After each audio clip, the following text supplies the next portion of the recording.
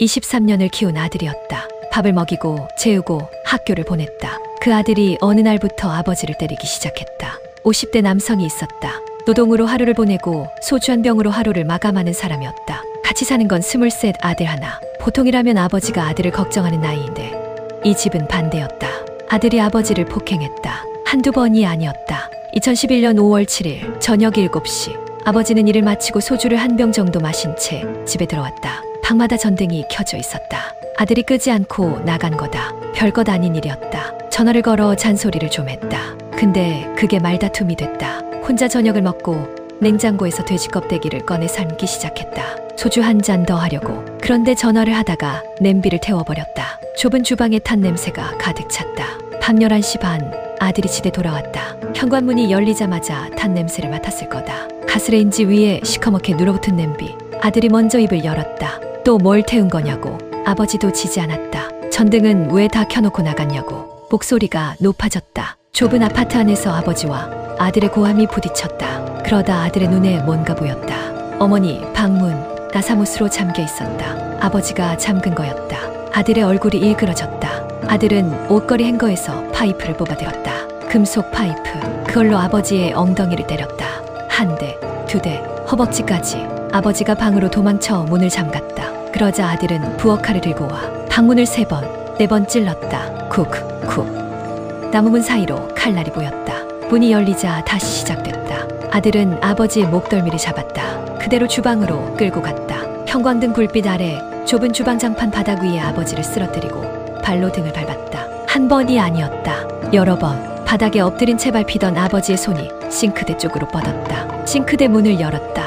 안쪽 칼집에 꽂혀있던 부엌칼. 칼날 길이 21.5cm, 손잡이 12cm, 칼날 폭 5cm. 그 칼을 꺼내 들었다. 한 번 찔렀다. 아들의 왼쪽 가슴.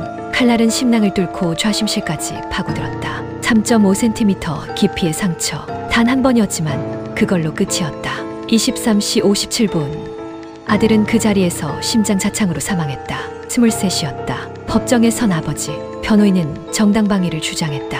아들한테 맞고 있었으니까, 생명의 위협을 느꼈으니까 자기 몸을 지키기 위해 어쩔 수 없었다고. 법원은 받아들이지 않았다. 아들이 파이프로 때린 건 사실이지만 그때 아들 손에 칼은 없었다. 아버지가 입은 상처는 엉덩이가 부어오르고 옆구리랑 이마에 멍이 든 정도. 생명이 급박하게 위험한 상황은 아니었다고 봤다. 그리고 한 가지 더. 심장을 3.5cm 깊이로 찌르는 행위가 엉겁결에 나온 반사적 행동이라고 보기 어렵다고 했다. 적극적이고 능동적인 가격이라고. 과잉방위 주장도 기각됐다. 아들의 폭력 성향을 알고 있었으면 말다툼이 시작될 때 집 밖으로 나갈 수 있었을 거라고. 충분히 피할 수 있었다는 뜻이다. 양형 기준이 잡은 형량 범위. 징역 3년에서 5년. 사람을 죽였는데 3년에서 5년 사이란 거다. 최종 선고 징역 5년. 사람 하나가 죽었다. 23살이었다. 아무리 아들이 아버지를 때렸다 해도, 아무리 우발적이었다 해도 부엌칼을 꺼내 들어 심장을 찔렀다. 그게 5년이다. 법원은 감경 사유를 이렇게 정리했다. 전과가 거의 없고 평소 아들에게 폭행을 당해왔으며